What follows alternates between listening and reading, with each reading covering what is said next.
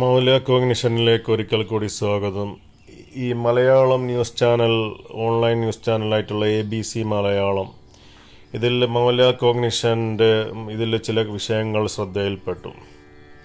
അതായത് ഈ ചാനലിൽ കുറച്ച് ദിവസങ്ങൾക്ക് മുൻപ് കേരളത്തിലുള്ള ഒരു സൂഫി വിഭാഗം, കൊടുവള്ളിയിലുള്ള പുത്തൻ വീട്ടിലുള്ള നക്ഷബന്ദി തരീക്കത്ത് എന്നറിയപ്പെടുന്ന ആ ചെറിയ സൂഫി വിഭാഗക്കാർ, അവർ തങ്ങളുടെ കൂട്ടത്തിലുള്ള ഒരു കുടുംബമായിട്ടുള്ള പ്രശ്നം, അവർ സദ്ഗുരുവിനെ ഗുരുവായി സ്വീകരിക്കാൻ പോയി എന്നുമുള്ളൊക്കെ വിഷയങ്ങൾ ഇതിൽ ചർച്ച ചെയ്യപ്പെടുണ്ടായി. അതിൽ ആരിഫ് ഹുസൈൻ തെരുവത്തിൻ്റെയും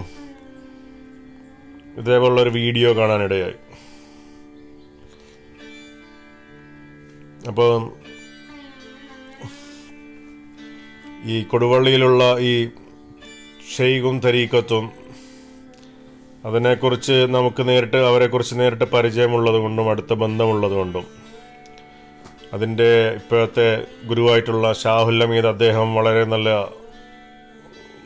നല്ലൊരു വ്യക്തിയാണ്. പൊതുവെ ഒരു ശാന്തശീലനായ വ്യക്തിയായിട്ട് വ്യക്തിപരമായി അറിയുന്നത് കൊണ്ടും ചില വിഷയങ്ങൾ ഈ വിഷയമായിട്ട് ബന്ധപ്പെട്ട് പറയാൻ ആഗ്രഹിക്കുകയാണ്.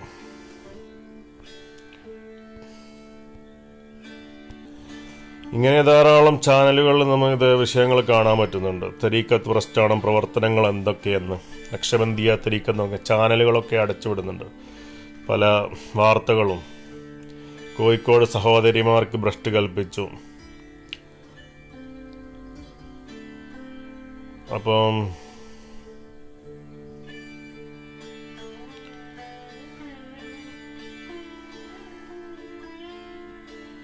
ഈ ഫോട്ടോയിലുള്ള ആളാണ് ഷാഹുൽ ഹമീദ് എന്ന് തോന്നുന്നു. അദ്ദേഹം കുറച്ച് തടിച്ചു കൊയ്ത്തിട്ടുണ്ട്.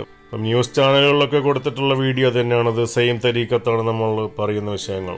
പക്ഷേ ഇത്തരം കൾട്ട് അവസ്ഥയിലേക്ക് ഈ തരീക്കത്ത് പോയിട്ടുണ്ടോ എന്നുള്ളത് എനിക്കറിയില്ല. ഈ തരീക്കത്തുമായിട്ട് എനിക്ക് പരിചയമുള്ളത് 2004 മുതൽ 2007 വരെയുള്ള കാലഘട്ടങ്ങളിലാണ്. 2009 ഏകദേശം ജൂൺ മാസത്തിലാണ് ഞാൻ അവസാനം ഈ ഷാഹുൽ ഹമീദ് എന്നുള്ള ആളെ അദ്ദേഹത്തിൻ്റെ വീട്ടിൽ നിന്നും കാണുന്നത്. അദ്ദേഹത്തോടും നമ്മുടെ ഷെയ്ഖ് അബ്ദുൽ കരീം അൽ കിബിരിസി റബ്ബാനി അമേരിക്കയിൽ നിന്നും കേരളത്തിലേക്ക് വരുന്നുണ്ട്. അദ്ദേഹത്തെ കണ്ടുവന്ന് തരീക്കത്തുമായി അദ്ദേഹവുമായിട്ട് ബയ്യത്ത് ചെയ്യണമെന്നും ക്രിസ്തുവിൻ്റെ ഈസാ നബിയുടെ കൽപ്പന പ്രകാരമാണ് ഞാൻ അവിടെ അന്ന് പോയതെന്നും ഞാൻ അദ്ദേഹത്തോട് പറയുകയുണ്ടായിട്ടുണ്ട്. പക്ഷേ അപ്പോൾ ഞാൻ അഫ്ഗാനിസ്ഥാനിലേക്കുള്ള യാത്ര പുറപ്പെട്ടുകൊണ്ടിരിക്കുകയാണ്. അന്ന് ഞാൻ അഫ്ഗാനിസ്ഥാനിൽ നാറ്റോയുടെ ബേസ് ആയിട്ടുള്ള കാണ്ഡഹാർ എയർഫീൽഡിൽ ഫുഡ് സേഫ്റ്റി ഓഫീസറായിട്ട് അന്ന് ജോലി ചെയ്യുകയാണ്. അതിന് വേണ്ടിയാണ് ഞാൻ അവിടെ പോയത്. പക്ഷേ ഈ ഷാഹുൽ ഹമീദുമായിട്ടുള്ള പരിചയത്തിന് വ്യക്തിപരമായിട്ടുള്ള ധാരാളം കഥകളുണ്ട്, ഒരു ബാക്ക്ഗ്രൗണ്ട് ഉണ്ട്. അത് ഇപ്പം ഈ വിഷയവുമായിട്ട് ബന്ധപ്പെട്ട് പറയേണ്ട ആവശ്യമില്ല, പ്രത്യേകിച്ച് ഓൺലൈനിൽ ഇപ്പം പറയേണ്ട ആവശ്യമില്ല എന്നാണ് മനസ്സിലാക്കുന്നത്. അപ്പം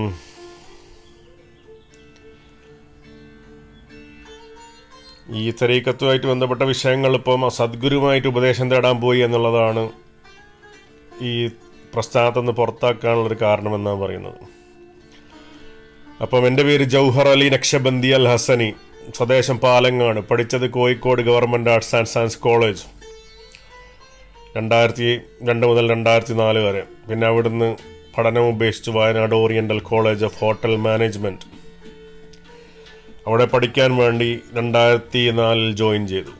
2004 അധ്യയന വർഷം. അങ്ങനെ അവിടെ കോഴ്സ് തുടങ്ങി. കോളേജിൻ്റെ മുകളിലായിരുന്നു ആദ്യത്തെ ഹോസ്റ്റൽ, താമസ സ്ഥലം. അവിടുത്തെ ബിൽഡിംഗ് ലക്കിടി, വയനാട് ലക്കിടി ഗേറ്റിൽ. അന്നൊരു രാത്രി സ്വപ്നം കാണാൻ അല്ലാഹു സുബ്ഹാനഹു വ തആല അൽമൈറ്റി ഗോഡ് പറയുന്നു, അലി, ഞാനല്ലാതെ സത്യമൊന്നുമില്ല, പിന്നെ മറ്റൊന്ന് അന്വേഷിച്ച് നീ എന്തിനു പോകണം. അങ്ങനെ ധാരാളം ആത്മീയമായിട്ടുള്ള അനുഭവങ്ങൾ, അതായത് സ്പിരിച്വൽ വിഷൻസ് കടന്നുപോയി. അപ്പോൾ അതിൽ ആ സമയത്ത് ഞാൻ ഇവരുമായിട്ട് കോണ്ടാക്ട് ഉണ്ട്, ഇതിൻ്റെ തരീക്കത്തിൻ്റെ ആളുകളുമായിട്ട് വ്യക്തിപരമായ നിലയിൽ കോണ്ടാക്ട് ഉണ്ട്, അല്ലാതെ ആത്മീയമായിട്ടല്ല. തരീക്കത്തിലേക്ക് ഞാൻ ആകൃഷ്ടനാകുന്നത് ചെറുപ്പത്തിൽ തന്നെയാണ്. ചെറുപ്പത്തിൽ ദൈവത്തെ സ്വപ്നം കണ്ടു. അത് കഴിഞ്ഞു സ്കൂളുകളിലൊക്കെ അധ്യാത്മിക വിഷയങ്ങളോട് താല്പര്യം ഉണ്ടായിരുന്നു. സ്കൂളിലല്ല, ചെറുപ്പത്തിലുള്ള കുസൃതികളും ഈ എല്ലാ തരത്തിലുള്ള വികൃതികളും കുസൃതികളും ഉണ്ട്.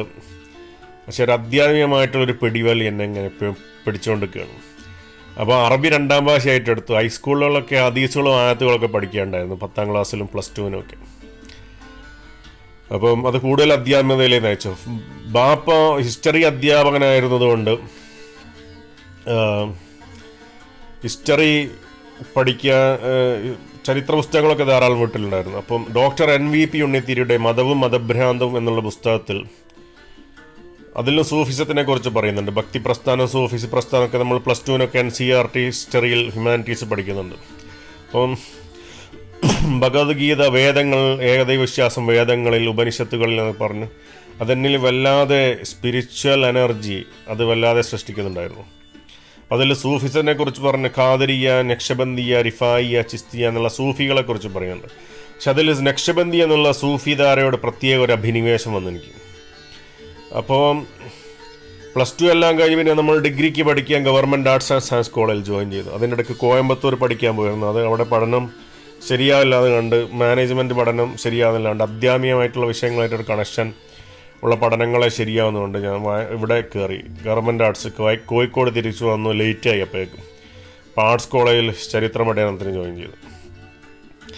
അപ്പോൾ അങ്ങനെ അവിടുന്ന് നമ്മൾ ഇത് പഠിച്ചുകൊണ്ടിരിക്കുകയാണ് ഗവൺമെൻറ് ആർട്സിൽ. അപ്പോഴാണ് ഈ നക്ഷബന്ദി തരീക്കത്തിലുള്ള ഒരാളുമായിട്ട് എനിക്ക് ഇവരുടെ കുടുംബത്തിലുള്ള ഒരു ആളുകളുമായിട്ട് വ്യക്തിപരമായ അടുപ്പവും പരിചയവും ഉണ്ടാകുന്നത്. അപ്പോൾ ഇവർ ഈ പരിചയമുള്ള ആൾ ഈ നക്ഷബന്ദി എന്തോ ബന്ധമുണ്ടെന്ന് എനിക്കറിയില്ല. പക്ഷെ അത് മനസ്സിലാക്കുന്ന പിന്നെ കുറേ കഴിഞ്ഞ ശേഷം അവരുടെ കുടുംബത്തിൽ ഒരാൾ മരണപ്പെടുമ്പോഴാണ് അതിൻ്റെ വാർത്ത പത്രത്തിൽ വരികയും ഈ പരിചയമുള്ള ആൾ അടുത്ത ദിവസം കാണാതിരിക്കുകയും പിന്നെ ഫോൺ വിളിക്കുകയോ ചെയ്യുന്ന സമയത്ത് അങ്ങനെയാണ് അറിയുന്നത് ഇങ്ങനെ ഒരു മരണം വീട്ടിലുണ്ടായിട്ടുണ്ടെന്ന്. പക്ഷേ അങ്ങനെയാണ് പിന്നെ ഇവരിതിൻ്റെ ഒരു ഭാഗമാണെന്നുള്ള മനസ്സിലാക്കുന്നത്. ഒരു കോയിൻസിഡൻറ്റ് പോലെയായിരുന്നു. അപ്പോൾ നമ്മൾ പ്രത്യേകിച്ചൊന്നും അറിയപ്പെടുന്നൊന്നുമില്ല നാട്ടിൽ. അങ്ങനെ കുറേ വർഷങ്ങൾ കഴിഞ്ഞു. ഞാൻ വയനാട്ടിലെ പഠനമൊക്കെ ഉപേക്ഷിച്ചു. കോഴ്സ് ഓഫ് പാസ്സായി. മാനേജ്മെൻറ്റ് ട്രെയിനിങ് ജോയിൻ ചെയ്തു. അത് കഴിഞ്ഞു. ആ മാനേജ്മെൻറ്റ് ട്രെയിനിങ് 2000 ഉപേക്ഷിച്ച് നാട്ടിൽ വന്നു. നക്ഷബന്ദിയ തരീക്കത്തിനെ കുറിച്ച് ഓൺലൈനിൽ സെർച്ച് ചെയ്തു. അങ്ങനെ നക്ഷബന്ദി ഹക്കാനി എന്നുള്ള വിഭാഗം ഇഷാൻ കബ്ബാനിയുടെ വെബ്സൈറ്റിലാണ് ഞാൻ എത്തിപ്പെടുന്നത്. അങ്ങനെ ഓൺലൈൻ വഴി ഞാൻ ഈ തരീക്കത്തിൽ ബയ്യത്ത് ചെയ്യുന്നു എന്ന് പറഞ്ഞ് അവരുമായിട്ട് ബന്ധപ്പെടുകയും ഷെയ്ഖ് നാസിം അൽ ഹക്കാനി തങ്ങൾക്ക് ബയ്യത്ത് നൽകുകയും ചെയ്തു. വർഷങ്ങൾ അതിനുശേഷം ഞാൻ ഖത്തറിൽ ജോലിക്ക് പോയി. അവിടുന്ന് ഖത്തറിലെത്തുന്നതിന് മുൻപ് അവിടെ നക്ഷബന്ദി ഗ്രൂപ്പിൽ ഒരു സുഹൃത്ത്, ശ്രീലങ്കക്കാരനായ ഒരു വ്യക്തി, അദ്ദേഹം ഷെയ്ഖ് അബ്ദുൽ കരീം അൽ കിബ്രിസിയുടെ ഖത്തർ സന്ദർശനത്തിൻ്റെ ഫോട്ടോകൾ അദ്ദേഹം ഷെയർ ചെയ്ത്. കാരണം യാഹൂ ഗ്രൂപ്പിൽ ഞാൻ അദ്ദേഹത്തിൻ്റെ ഇമെയിൽ തിരിച്ച് സന്ദേശം അയച്ചു, ഞാൻ ഖത്തറിലേക്ക് ജോലിക്ക് വരുന്നുണ്ട്, അതുകൊണ്ട് എനിക്ക് താങ്കളെ കാണാൻ താല്പര്യമുണ്ടെന്ന് പറഞ്ഞു. അപ്പോൾ ഫെബ്രുവരി 20 ആണ് ഞാൻ ഖത്തറിലെത്തുന്നത്. മാർച്ച് വരെ ഞാൻ അദ്ദേഹമായിട്ട് ബന്ധപ്പെട്ടിട്ടില്ല. അപ്പോൾ മാർച്ചിൽ ഞാൻ ജസ്റ്റ് ഒന്ന് കോൺടാക്ട് ചെയ്തു. അദ്ദേഹം ഖത്തറിലൊന്ന് ഗ്രൗണ്ടഡ് ആയതിനു ശേഷം, അവിടെ നിന്ന് നിലയുറപ്പിച്ചതിന് ശേഷം ഞാൻ അദ്ദേഹത്തെ മെസ്സേജ് അയച്ചു. ദിക്കറിന് വരാൻ പറഞ്ഞു. അങ്ങനെ ഞാൻ ദിക്കർ മജ്ലിസ് പങ്കെടുത്തു. അദ്ദേഹത്തിൻ്റെ വീടിൻ്റെ ഫ്ലാറ്റിൽ അന്ന് രാത്രി കിടന്നുറങ്ങി. ദിക്കർ മജ്ലിസ് ഒരു ഇന്തോനേഷ്യൻ മുരീദിൻ്റെ വീട്ടിലായിരുന്നു. മുരീദ് എന്ന് പറഞ്ഞു കഴിഞ്ഞാൽ ശിഷ്യൻ. അപ്പം അടുത്ത ദിവസം രാവിലെ അദ്ദേഹം എന്നെ വിളിച്ച്, രാവിലെ ഷെയ്ഖ് അബ്ദുൽ കരീം അമേരിക്കയിൽ വിളിച്ചു എന്നെ. ഫോണിൽ ഷെയ്ഖ് അബ്ദുൽ കരീമുമായിട്ട് ഞാൻ സംസാരിച്ചു. എനിക്ക് ബയ്യത്ത് ചെയ്തു വന്നു ഷെയ്ഖ് അബ്ദുൽ കരീം. പക്ഷെ 2007 അന്നത്തെ 2004 ഇങ്ങനെ ദൈവത്തെ സ്വപ്നം കാണുകയും ഞാനല്ലാതെ സത്യമൊന്നുമില്ലാതെ പറയുകയും അതിനുശേഷം ഞാൻ ധാരാളം ലോകങ്ങളിൽ സഞ്ചരിക്കുന്നതായിട്ട് അന്ന് ആ വിഷൻ, ആ ആധ്യാത്മിക ദർശനത്തിൽ കണ്ടു. അതിനുശേഷം ഞാൻ കേരളത്തിലുള്ള ഒരു മലമുകളിൽ തിരിച്ചു വരികയും എൻ്റെ മുന്നിൽ ഒരു വലിയ മല പ്രത്യക്ഷപ്പെടുകയും, ഒരു പർവ്വതം, ആകാശം മുട്ടി നിൽക്കുന്ന ഒരു പർവ്വതം പ്രത്യക്ഷപ്പെടുകയും ഞാൻ കണ്ടു. അപ്പോൾ ആ പർവ്വതത്തിൽ മിന്നൽ പിറണിൻ്റെ വേഗത്തിൽ ഞാൻ ആ പർവ്വതത്തിലേക്ക് പറന്നു ചെന്ന് അപ്രത്യക്ഷമാകുന്നതായിട്ടാണെന്ന് ആ സ്വപ്ന ദർശനത്തെ കണ്ടത്. അപ്പം ആ സ്വപ്ന ദർശനം കഴിഞ്ഞപ്പം ഈ 2025 ഞാൻ വാർത്തകൾ കാണുകയാണ്. കിഴക്കൻ ആഫ്രിക്ക സ്പ്ലിറ്റായിക്കൊണ്ടിരിക്കുകയാണ്. അതിങ്ങനെ വേർപെട്ട് കൊണ്ടിരിക്കുകയാണ്. ഭൂമി അവിടെ പിളർന്നു കൊണ്ടിരിക്കുകയാണ് കിഴക്കൻ ആഫ്രിക്കയിൽ. അതിൻ്റെ ഒരു ഭാഗം തെക്കേ ഇന്ത്യയിലേക്ക് ഇങ്ങനെ മൂവ് ചെയ്തുകൊണ്ടിരിക്കുകയാണ്. ആ ദശലക്ഷക്കണക്കിന് വർഷങ്ങൾക്ക് ശേഷം അത് ഇന്ത്യയുമായിട്ട് ഇടിച്ച് ഇന്ത്യയിൽ തെക്കേ ഇന്ത്യയിൽ ഹിമാലയത്തിനേക്കാണ് വലിയ പർവ്വതങ്ങൾ ഉയർന്നു വരുമെന്നാണ് പറയുന്നത്.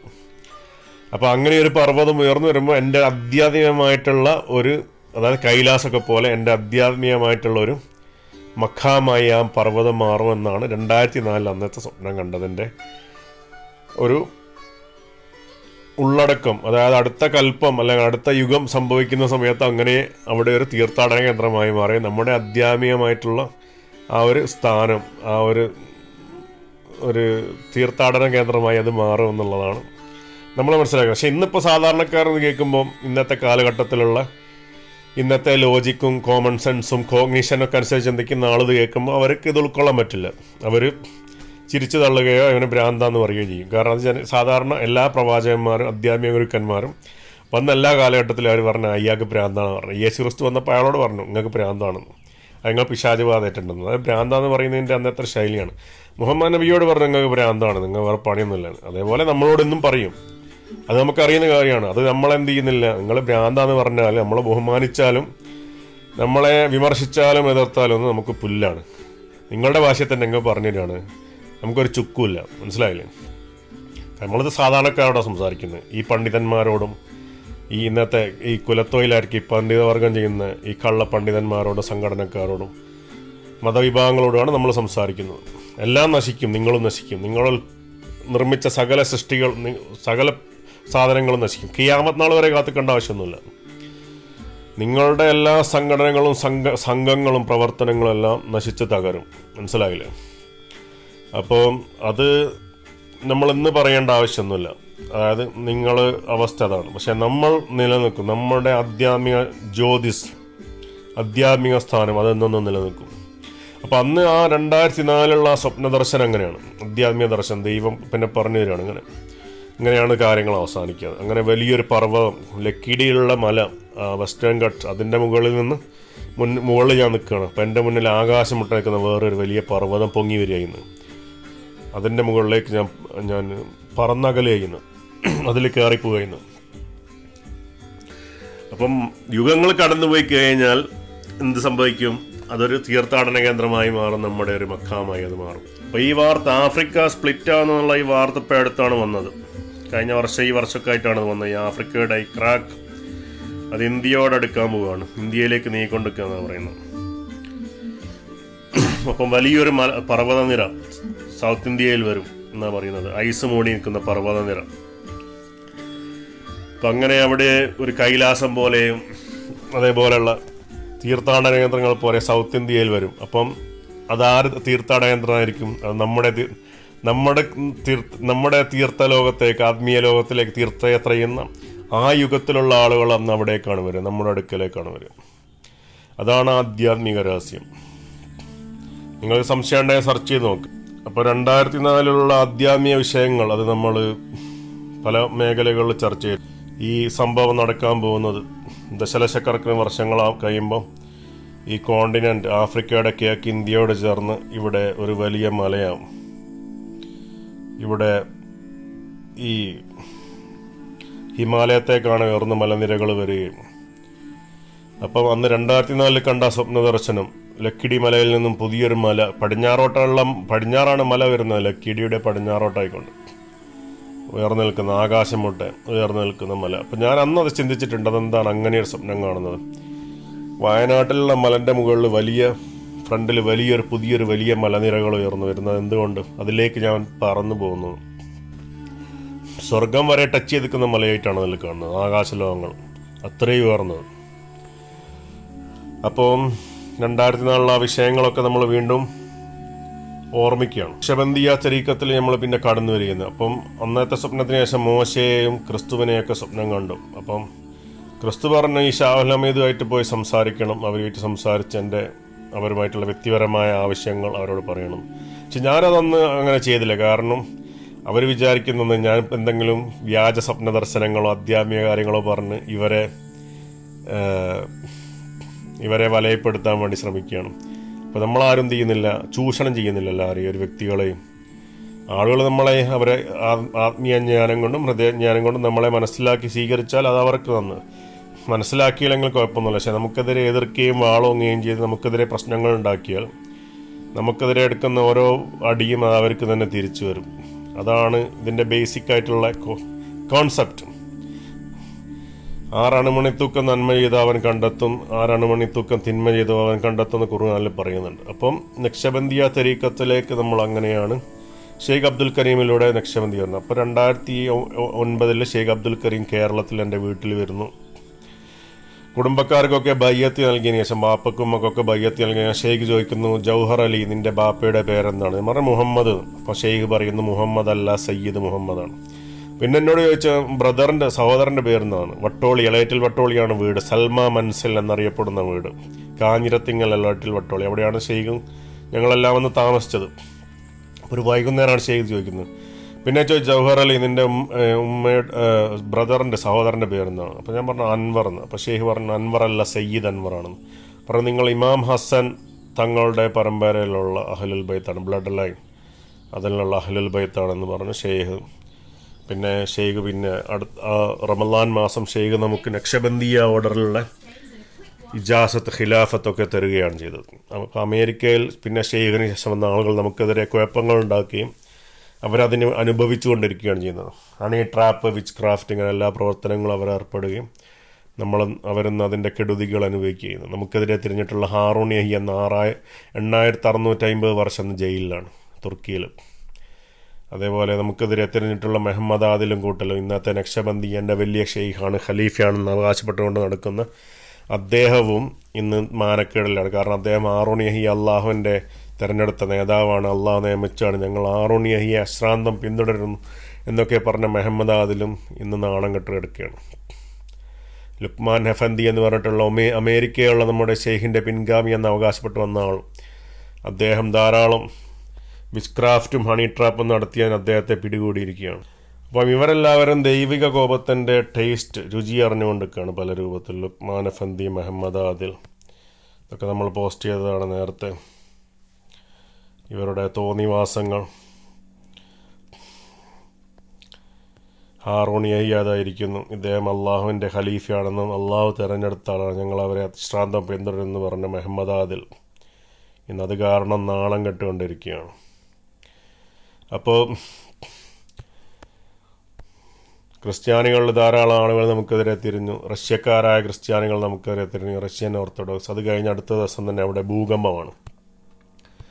അപ്പോൾ അതൊക്കെ ചില ഉദാഹരണങ്ങൾ. അപ്പോൾ നക്ഷബന്ദിയ തരീക്കത്ത് എന്ന് പറയുന്നത് കേരളത്തിൽ എവിടെയെങ്കിലും ഒറ്റപ്പെട്ട് കിടക്കുന്ന ആധ്യാത്മിക വഴിയല്ല, അത് ലോകത്തിൻ്റെ തന്നെ ആത്മീയ വഴിയാണ്. തരീക്കത്തുകൾ എന്ന് പറഞ്ഞു കഴിഞ്ഞാൽ ഒരു ക്ലോസ്ഡ് സർക്യൂട്ടല്ല, അത് വളരെ വിശാല മനസ്കതയുടെ വഴിയാണ്. എല്ലാ തരീക്കത്തുകളും പരസ്പരം ബന്ധപ്പെട്ടിരിക്കുന്നു. ഒരു തരീക്കത്തും ഞാൻ നേരത്തെ പറഞ്ഞതുപോലെ ഒരു മതവും എന്തല്ല, ഒരു ദ്വീപ് പോലെ ഒറ്റപ്പെട്ട് കിടക്കുന്നതല്ല. ഒരു തരീക്കത്തും എന്തല്ല, ഒരു വിഭാഗമായി ഒറ്റപ്പെട്ട് കിടക്കുന്നതല്ല. പക്ഷേ പുത്തൻ വീട് എന്ന് പറയുന്ന കൊടുവള്ളിയുള്ള തരീക്കത്ത് അങ്ങനെ ഒറ്റപ്പെട്ടു പോകാൻ കാരണം നമ്മൾ സംഭവിച്ച കാരണം അതിൻ്റെ ഷെയ്ഖ് സത്യം പറഞ്ഞു, സത്യത്തിന് വേണ്ടി നിലകൊണ്ടു. സത്യം ജയിക്കും, അതാണ് നമ്മളൊന്നും പറയുന്നത്. അതുകൊണ്ടാണ് നമ്മളിപ്പോൾ ഇവിടെ ഈ വിഭാഗങ്ങളിൽ നിന്നൊക്കെ മാറി ഒറ്റപ്പെട്ട് നിൽക്കുന്നത്, ഒറ്റയാനായി നിൽക്കുന്നത്. എന്തുകൊണ്ട്? ഈ മോലാ കോഗ്നിഷനിൽ പറയുന്ന കാര്യങ്ങൾ നമ്മൾ തുറന്നു പറഞ്ഞ് കേട്ട് കഴിഞ്ഞാൽ ഞങ്ങൾക്ക് മനസ്സിലാവും എന്തുകൊണ്ട് നമ്മളെല്ലാറ്റിനെയും മാറ്റി നിർത്തിയിരിക്കുന്നു. പക്ഷേ അതിനർത്ഥം നമ്മളെല്ലാവരും ഒറ്റപ്പെടണമെന്ന് പറയുന്നില്ല. നമ്മൾ ഇത്തരം പ്രശ്നങ്ങൾ ഉണ്ടാക്കുന്ന ആളുകളിൽ നിന്ന് ഒറ്റപ്പെട്ട് മാറി നിൽക്കണമെന്നാണ് പറയുന്നത്. അതിനർത്ഥം മറ്റുള്ളവരുമായിട്ടുള്ള ആശയവിനിമയങ്ങളോ ആദർശവിനിമയങ്ങളോ പാടില്ല എന്ന് നമ്മൾ പറയുന്നില്ല. അപ്പോൾ ലോകം മുഴുവൻ വ്യാപിച്ചിരിക്കുന്ന ആധ്യാത്മിക വഴിയാണ് നക്ഷബന്ദിയ വഴി. അപ്പം ധാരാളം ഷെയ്ഖുമാരും പണ്ഡിതന്മാരും എല്ലാം അടങ്ങിയതാണ് നക്ഷബന്ദിയ തരീഖത്ത്. കേരളത്തിലും ലോകത്തിൻ്റെ പല രാജ്യങ്ങളിലും ചെറിയ ചെറിയ നക്ഷബന്ദിയ ഉപവിഭാഗങ്ങളും ഉപവിഭാഗങ്ങളും ഉണ്ട്. അവർ പ്രാദേശികമായി ഒറ്റപ്പെട്ടു പോവുകയും ഈ മുഖ്യധാര നക്ഷബന്ദിയ നേതൃത്വമായിട്ട് ബന്ധപ്പെടാൻ ഭൗതികമോ രാഷ്ട്രീയമോ ഭൂമിശാസ്ത്രപരമായ കാരണങ്ങളാൽ ഒറ്റപ്പെട്ടു പോകാതായിരിക്കും. അങ്ങനെ ധാരാളം ഖാദിരിയ തരീഖത്തിലും ആത്മീയ സരണിയിലും ധാരാളം അങ്ങനെ ഒറ്റപ്പെട്ട് പ്രാദേശികമായി പോകുന്ന ധാരാളം വഴികളുണ്ട്. പിന്നീട് നാഷണലിസം, ദേശീയതയുടെ അടിസ്ഥാനത്തിൽ രാജ്യങ്ങൾ വന്നപ്പോൾ ധാരാളം സൂഫി വഴികൾ റഷ്യയിലും പാകിസ്ഥാനിലും ബംഗ്ലാദേശിലും ഇന്ത്യയിലും ഇതര രാജ്യങ്ങളിലും ഒറ്റപ്പെട്ടു പോയിട്ടുണ്ട്. അതിപ്പോൾ സിഖ് മതം തന്നെ ഇപ്പം സിഖുകാർ തന്നെ ഇപ്പം വളരെ ബുദ്ധിമുട്ടാണ്. കാരണം കുറച്ച് സിഖുകാർ പാകിസ്ഥാനിലും കുറച്ചുകാർ ഇന്ത്യയിലുമായി, കുറച്ച് സിഖുകാർ ഇന്ത്യയിലും, കുറച്ച് അവരുടെ തീർത്ഥ കേന്ദ്രങ്ങൾ പാകിസ്ഥാനിലും, കുറച്ച് തീർത്ഥാടന കേന്ദ്രങ്ങൾ ഇന്ത്യയിലുമായി. അപ്പോൾ അങ്ങനെയൊക്കെയുള്ള വിഷയങ്ങളുണ്ട്. അപ്പോൾ 2009 ഷെയ്ഖ് അബ്ദുൽ കരീം വന്നു. പിന്നെ 2009 ഞാൻ UK വരികയാണ് നവംബറിൽ. ജൂലൈ ഓഗസ്റ്റിൽ ഷെയ്ഖ് അബ്ദുൽ കരീം കേരളത്തിൽ, നവംബറിൽ ഞാൻ ഇംഗ്ലണ്ടിൽ, നവംബർ 19 ശേഷം. അതിനുശേഷം ഇംഗ്ലണ്ടിൽ അധ്യാത്മിക പ്രവർത്തനങ്ങളും ഭൗതികാത്മീയ പ്രവർത്തനങ്ങളൊക്കെ ഇവിടെ നടക്കുന്നു. പക്ഷേ ഇന്നും എൻ്റെ മുന്നിൽ ഈ ഷാഹുൽ ഹമീദ്, കൊടുവള്ളി തരീക്കത്ത് ഇതൊക്കെ മുന്നിൽ വരുമ്പോൾ ഇന്നും ദൈവം നമ്മളെ മുന്നിൽ അവരെ കൊണ്ടുവരിക ചെയ്യുന്നത്. അവരുടെ തന്നെ പല അനീതികളും, അതേപോലെ കേരളത്തിലൊക്കെയുള്ള സുന്നികളുടെ തന്നെ പല മൂഢവിശ്വാസങ്ങളും തകർന്നുകൊണ്ടൊക്കെ കഴിയുന്നത്. അപ്പോൾ അതിന് ദൈവം തന്നെ പല ആളുകളെ ഇസ്ലാമെന്ന് പുറത്ത് ലിയാഖത്ത് അലി, ആരിഫ് അലി എന്നൊക്കെ പറഞ്ഞു ധാരാളം ആളുകൾ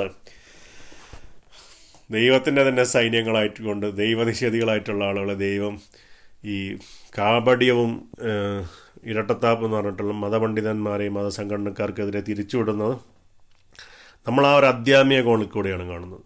അതുകൊണ്ട് നമുക്കെന്തില്ല, അതിലൊന്നും വലിയ വിഷമമോ ബുദ്ധിമുട്ടോ ഒന്നുമില്ല. മനസ്സിലായില്ല. അപ്പോൾ ABC മലയാളമാണ് കേരളത്തിൽ നിന്ന് നമ്മളുമായിട്ട് ആദ്യം ബന്ധപ്പെടുന്ന ന്യൂസ് ചാനൽ. നമ്മൾ യാദൃശ്യമായിട്ടാണ് 2 വർഷമൊക്കെ ആയി തോന്നുന്നത് ABC മലയാളമായിട്ടൊരു നമ്മൾ പല ആശയവിനിമയങ്ങൾ നടത്തുന്ന ആദർശകരമായ കാര്യങ്ങൾ. പക്ഷേ ഇപ്പോൾ അടുത്ത് അവരുടെ വെബ്സൈറ്റിൽ ഇങ്ങനെ ഒരു ചാനൽ ഇങ്ങനെ കൊടുവള്ളി തരീക്കത്തിനെ കുറിച്ച് ന്യൂസ് വന്നപ്പോൾ നമ്മൾ വളരെ അത്ഭുതപ്പെടുകയായിരുന്നു. അപ്പോൾ ABC മലയാളവും നമ്മളും തമ്മിൽ ബന്ധപ്പെട്ടത് യാദൃശ്ചികമല്ല. ആരിഫ് ഹുസൈനും ലിയാഖത്ത് അലിയും പല ആളുകളുമായിട്ട് നമ്മൾ ബന്ധപ്പെടാൻ ശ്രമിച്ചതും യാദൃശ്യമല്ല. കാരണം നമ്മൾ ഇവരോട് ദൈവത്തോട് പറയുകയാണ്, ഇത്തരം കപട മത നേതൃത്വത്തെയും മതസംഘടനകളെയും അവരെ ഭീഷണിപ്പെടുത്താനും അവർക്ക് ചാലഞ്ച് കൊണ്ടുവരാനും അവരെ പേടിപ്പിച്ച് നിർത്താനും ദൈവമേ നീ ആളെ അയക്കണേ നമ്മൾ പറഞ്ഞുകൊണ്ടിരിക്കുകയാണ് ഇവിടെ. അപ്പോൾ അതൊക്കെയാണ് ഇവിടെ സംഭവിച്ചുകൊണ്ടിരിക്കുന്നത്. അപ്പോൾ നമ്മുടെ ഒരു ഹാൻഡ്, ഒരു കൈ ലോകത്ത് നടക്കുന്നല്ല, ആത്മീയമായിട്ടുള്ള ഒരു സ്പിരിച്വൽ ഫിംഗർ പ്രിൻ്റ്, ആത്മീയമായിട്ടുള്ള ഒരു ഹസ്തത്തിൻ്റെ ഒരു പ്രിൻ്റ്, ഇത് എല്ലാ ലോകത്ത് നടക്കുന്ന എല്ലാ രാഷ്ട്രീയ സാമൂഹ്യ വിഷയങ്ങളിലും ഉണ്ട്. യദുല്ലാഹി ഫൗക ഐദീഹി എന്ന് ഖുർആനിൽ പറയും. അള്ളാഹുവിൻ്റെ കരങ്ങൾ എല്ലാത്തിൻ്റെയും മുകളിലുണ്ട്. അപ്പം അള്ളാഹു സുബ്ഹാനഹു വതആല ദൈവം എന്ന് പറഞ്ഞ ഞാനല്ല സത്യമൊന്നുമല്ല. അപ്പം ലോകത്തിലെല്ലാം അസത്യമായി മാറണം, ദൈവം മാത്രമേ സത്യമായി മാറാം. അപ്പം ദൈവം മാത്രം സത്യമായി മാറുന്നത് നമ്മൾ മനസ്സിലാക്കുമ്പം നമ്മളാണ് ദൈവത്തിൻ്റെ വഴിയായി മാറുന്നത്, ദൈവത്തിലേക്കുള്ള വഴി നമ്മളാവുന്നു. മറ്റുള്ളതെല്ലാം വ്യാജമായി മാറുന്ന തലത്തിലേക്കാണ് കാര്യങ്ങൾ നീങ്ങുന്നത്. അപ്പോൾ അത് നടന്നുകൊണ്ട് കഴിയുന്നു ഈ ലോകത്ത്. അപ്പം ആ പ്രവർത്തനങ്ങൾ ലോകത്ത് നടന്നുകൊണ്ട് നിൽക്കും അന്ത്യനാൾ വരെ. അപ്പം ധാരാളം പിന്നീട് വീണ്ടും കണ്ടു ക്രിസ്ത്യാനികളുടെ പ്രശ്നം ഉണ്ടാക്കുന്ന സമയത്ത് റൂഹുൽ ഖുദൂസ്, ദൈവത്തിൻ്റെ ആത്മാവ്, അത് വന്ന് പറഞ്ഞ് അവരുടെ വഴിക്ക് വിട്ടേക്ക്, അവരുടെ കാര്യം നോക്കണ്ട. അത് കഴിഞ്ഞപ്പോൾ അന്ന് സംഘർഷം ഉണ്ടാക്കിയ സാംശമോൻ, ഡേവിഡ് വുഡ് എന്നൊക്കെ പറഞ്ഞ ആളുകൾ പ്രൊട്ടസ്റ്റൻ്റ് മതം ഉപേക്ഷിച്ച് അവർ കത്തോലിക്ക ഓർത്തഡോക്സ് വിശ്വാസങ്ങളിലേക്ക് മാറിപ്പോയി. അന്ന് ഭയങ്കര ഇവാഞ്ചലിക്കൽ ക്രിസ്ത്യാനികൾ, അന്നത്തെ പ്രൊട്ടസ്റ്റൻ്റുകാർ.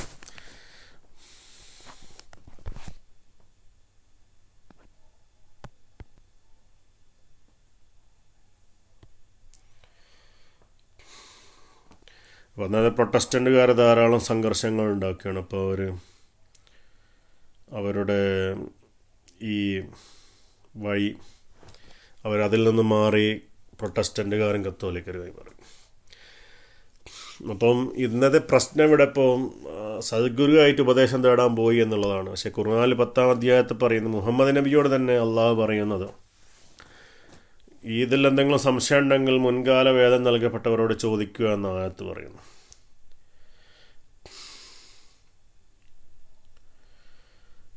അപ്പോൾ ഇതര മതക്കാരോടും വേദക്കാരോടും ചോദിക്കുന്നതിൽ തെറ്റില്ല. ഈ സംവാദത്തിലൊക്കെ സക്കീർ നായിക്കും മറ്റുള്ള പണ്ഡിതന്മാരൊക്കെ ധാരാളം വേദങ്ങളും ഉപനിഷത്തുകളും ബൈബിളും വായിക്കുന്നു. അത് മറ്റുള്ള ആളുകളുടെ ജ്ഞാനത്തോട് ചോദിക്കുന്നതിന് തുല്യമാണ്, നേരിട്ട് ചോദിക്കുന്നതിന് തുല്യമാണ്. അവരുടെ ഗ്രന്ഥങ്ങളോട് ചോദിക്കുകയും അതിനെ ഉൾക്കൊള്ളുകയും ചെയ്യുന്നത്. ഇനി ബുഹാരിയിലൊക്കെ എടുത്ത് ഹദീസ് പുത്തൻ വീട്ടുകാർ കൊടുവള്ളി തരീക്കത്ത് അംഗീകരിക്കുന്നില്ല എങ്കിലും സുന്നികൾ അംഗീകരിക്കുന്നുണ്ട്.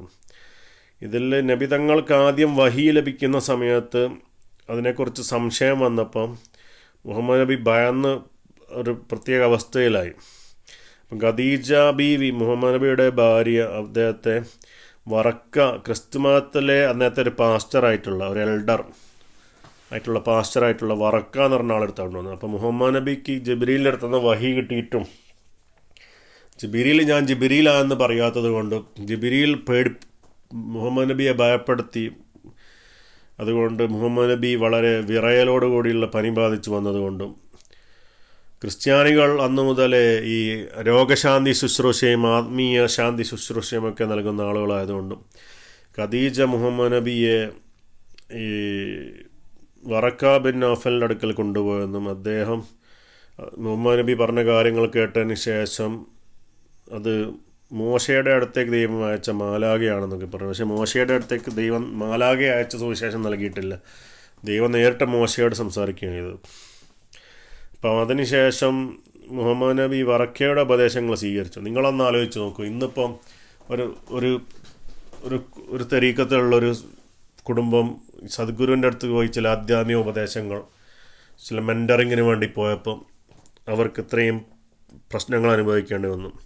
നിങ്ങളൊന്ന് ആലോചിച്ച് നോക്കൂ, ഇവരുടെ തന്നെ ഷെയ്ഖോ അല്ല ഒരാളോ ഒപ്പം എന്തെങ്കിലും ഒരു പ്രശ്നത്തിലൊരു സംശയം അല്ലെങ്കിൽ ഒരു അസുഖം വന്നതിന് ശേഷം ഒരു ഹൈന്ദവനോ അല്ലെങ്കിൽ ഒരു ക്രിസ്ത്യൻ പാതിരിയുടെ അടുത്ത് പോയി രോഗശാന്തി ശുശ്രൂഷയോ അല്ലെങ്കിൽ ഒരു കൗൺസിലിങ്ങോ ആത്മീയ ശുശ്രൂഷക്കോ പോയാൽ ഇന്ന് ആ തരീക്കത്തിനെതിരെയും ആ ഷെയ്ഖിനെതിരെയും എന്തൊക്കെ പ്രശ്നങ്ങൾ ഉണ്ടാക്കും, സമൂഹത്തിൽ എന്തൊക്കെ കുഴപ്പങ്ങൾ ഉണ്ടാക്കും.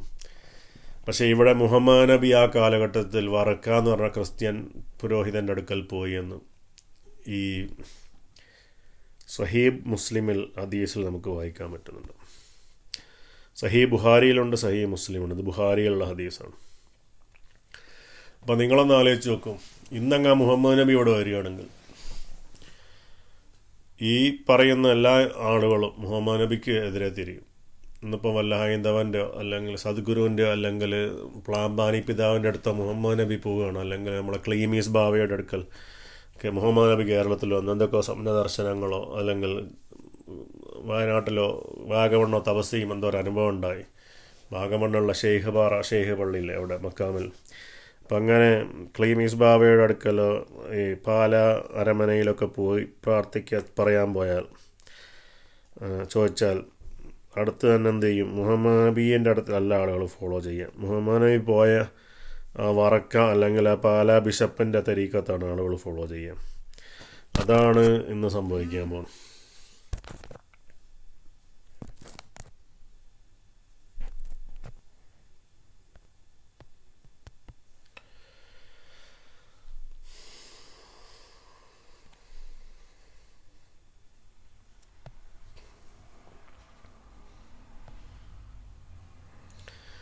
അപ്പോൾ നമ്മൾ ഈ വിഷയങ്ങൾ ഇവിടെ സംസാരിച്ചു, ആളുകൾക്കൊക്കെ കാര്യം മനസ്സിലായി എന്ന് വിചാരിക്കുന്നു. അപ്പോൾ ഒരു മതവും എന്തല്ല, ഒരു ദ്വീപല്ല. മതസംഘടനയിലുള്ള ആളുകാരൊക്കെ പരസ്പരം ബന്ധപ്പെട്ടിരിക്കുകയാണ് അങ്ങോട്ടും ഇങ്ങോട്ടും. യൂസുഫ് എവിടെയായിരുന്നു? യൂസുഫ് നബി ഈജിപ്തിലായിരുന്നു. ഈ ഈജിപ്ഷ്യൻ സംസ്കാരവും ആചാരങ്ങളും അനുഷ്ഠാനങ്ങളൊക്കെ പിന്നീട് ഈ ഇസ്രായേലികളും ഈജിപ്തിലായിരുന്നു. ഈജിപ്തിലുള്ള ക്ഷേത്രങ്ങൾ പോലെ തന്നെ അവർ യഹോവക്ക് ക്ഷേത്രം ഉണ്ടാക്കിയത് ജെറൂസലേമിൽ. അതേപോലെ പരമ്പരാഗത ക്രിസ്ത്യൻ ദേവാലയങ്ങളൊക്കെ ക്ഷേത്രങ്ങൾ പോലെയാണ്, ശ്രീകോവിൽ പോലെയാണ് എല്ലാം. അൾത്താരകളൊക്കെ ധാരാളം ദേവീദേവന്മാരുടെ ചിത്രങ്ങൾക്ക് പകരം ധാരാളം ക്രൈസ്തവ സന്യാസിമാരുടെയും മറിയത്തിൻ്റെയും ക്രിസ്തുവിൻ്റെയും ചിത്രങ്ങളാണ്. അപ്പോൾ ഷാഉൽ ഹമീദ് എന്ന് പറഞ്ഞിട്ടുള്ള ഈ അധ്യാത്മിക ഗുരു എന്തെങ്കിലും ആട്ടെ, അധ്യാത്മിക ഗുരുവായിട്ട് നക്ഷബന്ധിയ തരീക്കത്തിൻ്റെ ആരെയും നമ്മളിപ്പോൾ കാണുന്നില്ല. ഇതാണ് അധ്യാത്മിക ഗുരു ആണെങ്കിൽ അദ്ദേഹം നമ്മളെ അറിയുമായിരുന്നു, നമ്മളെ അംഗീകരിക്കുമായിരുന്നു. അപ്പം ഈ ഒരു അവസ്ഥ ഉണ്ട് ലോകത്തിന്.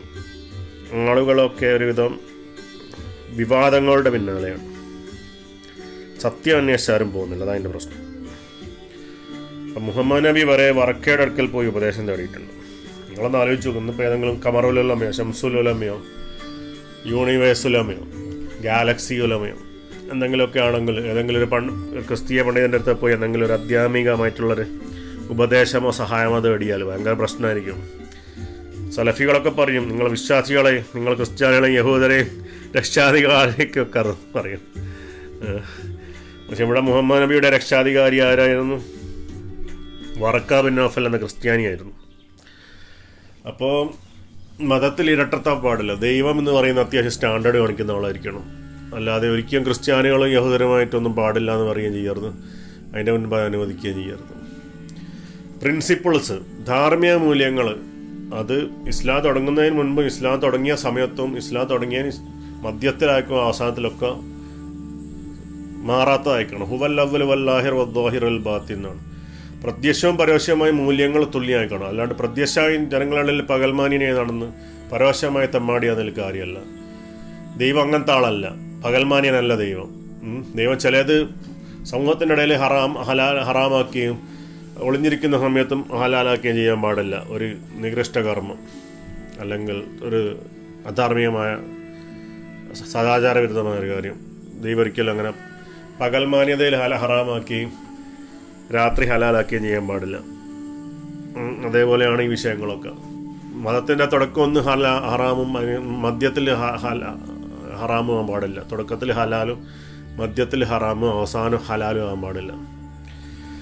മദ്യപാനത്തെക്കുറിച്ച് ഖുർആനിൽ പറയുന്നത് പിശാചിൻ്റെ വർക്കാണ്. പക്ഷെ മദ്യപാനം ഇസ്ലാമിൽ അവസാനിപ്പിച്ചത് നമ്മൾ മനസ്സിലാക്കിയാൽ കാണാൻ പറ്റും. ഉഹുദ് യുദ്ധത്തിൽ സഹാബികൾ ധാരാളം കൊല്ലപ്പെട്ടു. അതിൽ പലരും അമിതമായി മദ്യപിച്ചിരുന്ന കാരണം അവർ കൊല്ലപ്പെടുക ചെയ്തെന്ന് പറയുന്നു. ഹദീസ് കാണാൻ പറ്റും. വെറുതെ എന്നെ കൊണ്ട് പോകുന്ന തോണ്ടി ഹദീസ് വായിപ്പിക്കേണ്ട ആവശ്യമില്ല. അങ്ങനെയാണ് മദ്യം ഹറാമാക്കുന്നത്. പക്ഷെ മദ്യം മറ്റുള്ള ഡിവിനേഷൻ ആരോസ്, അതായത് ഈ ഭാഗ്യം നോക്കാനുള്ള അമ്പയത്ത്, ഇതിൻ്റെയൊക്കെ പോലെ ഷെയ്ത്താൻ്റെ വർക്കാന്ന് പറയാൻ പാടില്ല. കാരണം മുഹമ്മദ് നബി സല്ലല്ലാഹു അലൈഹി വസല്ലം തന്നെ സ്വന്തം ഭാര്യമാരിലെ തിരഞ്ഞെടുക്കാൻ വേണ്ടി ഈ നറുക്കിട്ടിരുന്നു എന്ന് കാണാൻ പറ്റും ഹദീസിൽ. അപ്പം നറുക്കിടലൊക്കെ പിശാചിൻ്റെ വർക്കാണ് എന്നാണ് ആയത്ത് പറയുന്നത്. പക്ഷെ അതിന് വിരുദ്ധമായിട്ട് നബി നറുക്കിട്ടിരുന്നു എന്ന് ഹദീസ് കാണാൻ പറ്റും. അപ്പോൾ മദ്യം പിശാചിൻ്റെ വർക്കായിരുന്നെങ്കിൽ സഹാബികൾ ഉഹുദ് യുദ്ധം വരെ മദ്യം കഴിച്ചിരുന്നു. അപ്പോൾ മുഹമ്മദ് നബിയും സഹാബികളും പിശാചിൻ്റെ ജോലിയിൽ ഏർപ്പെട്ടിരുന്നു പറയേണ്ടി വരും. അപ്പോൾ അതും നബി തെറ്റുപറ്റാത്ത ആളാണ്, മൗസൂമാണെന്ന് പറയുന്നതിൽ പ്രശ്നം വരും.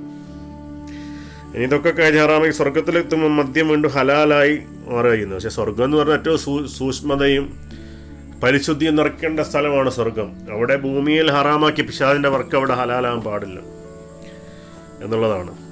ഹദീസ് പറഞ്ഞ ആരെങ്കിലും ഭൂമിയിൽ മദ്യപിച്ചാൽ അതിന് സ്വർഗത്തിൽ അത് നിഷിദ്ധമാണ്, അവന് ഈ സ്വർഗത്തിൽ അത് ലഭിക്കില്ല എന്ന് പറയുന്നു. പക്ഷെ ഭൂമിയിൽ അത് നിരോധിക്കാൻ കാരണം ഭൂമിയിലുള്ള പ്രശ്നങ്ങൾ, ഭൂമി എന്ന് പറഞ്ഞാൽ മനുഷ്യൻ സഹജമായ എല്ലാതരം ഡിമോണിക് ആക്ടിവിറ്റീസ് ഉള്ള സ്ഥലമാണ്. അതുകൊണ്ട് മദ്യമോ മയക്കുമരുന്നൊക്കെ ഉപയോഗിച്ച് കഴിഞ്ഞാൽ ഭൂമിയിൽ പ്രശ്നങ്ങളുണ്ടാവും. അങ്ങനെ സ്വർഗത്തിൽ അങ്ങനെ പിശാചിൻ്റെ അല്ലെങ്കിൽ പൈശാചിക ശക്തികൾക്ക് അവിടെ കളിക്കാൻ പറ്റില്ല. അവിടെ മദ്യപിച്ചാൽ അവിടെ പിശാചിൻ്റെ പ്രവർത്തനം ഇല്ലാത്തതുകൊണ്ട് മദ്യപിച്ച ആളുകൾ കുഴപ്പമൊന്നും ഉണ്ടാക്കില്ല. അവരൊരു ഉന്മാദമായ ആനന്ദ ലഹരിയിലായിരിക്കും. പക്ഷേ ഭൂമിയിൽ അങ്ങനെയല്ല. ഭൂമിയിൽ മദ്യപിച്ച ആൾ അക്രമസ്ഥരാം. അതിനകത്ത് ഇസ്ലാമിൽ പുകവലിയും അതേപോലെ ഹുക്ക, ശീശ് ഹുക്കൊക്കെ വലിക്കുന്നത് ഹലാലാക്കിയിട്ടുണ്ട്. അതും ഹറാമാക്കേണ്ട കാര്യമാണ്. അത് നമ്മൾ മനസ്സിലാക്കേണ്ട കാര്യം. എന്തുകൊണ്ട് മദ്യം മാത്രം ഹറാം, പുകവലി, സിഗരറ്റൊന്നും പള്ളിയിലൊന്നും ഹറാമല്ല. മുലിയാമക്കന്മാർ വരെ ജുമുഅ കഴിഞ്ഞ് സിഗരറ്റ് വലിക്കണം. അപ്പോൾ ഹറാമു ഹലാലും ആക്കേണ്ടത് വിശദമായിട്ടാണ്, അല്ലാതെ തോന്നിയതുകൊണ്ടല്ല. അപ്പോൾ ഇങ്ങനെയൊക്കെയുള്ള ഇരട്ടത്താപ്പുകൾ വിശ്വാസങ്ങളിലും നിയമങ്ങളിലും ധാരാളമുണ്ട് എന്നുള്ളത് മനസ്സിലാക്കിയാൽ മതി.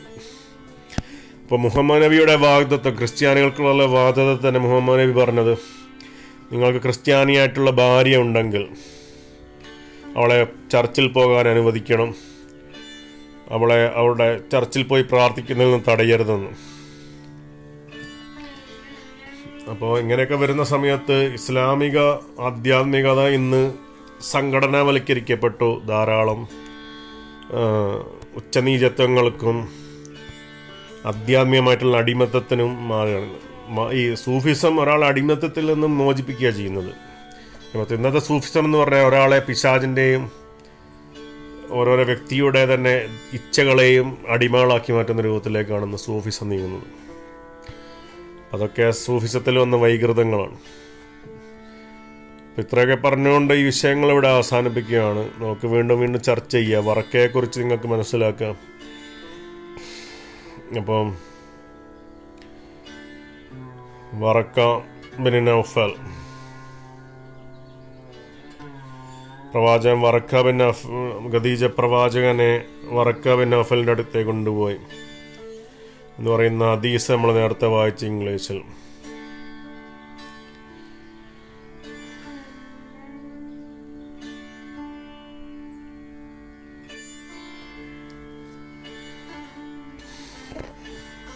വറക്ക ക്രിസ്ത്യാനിയായിരുന്നു എന്ന് നമ്മൾ മനസ്സിലാക്കുന്നു.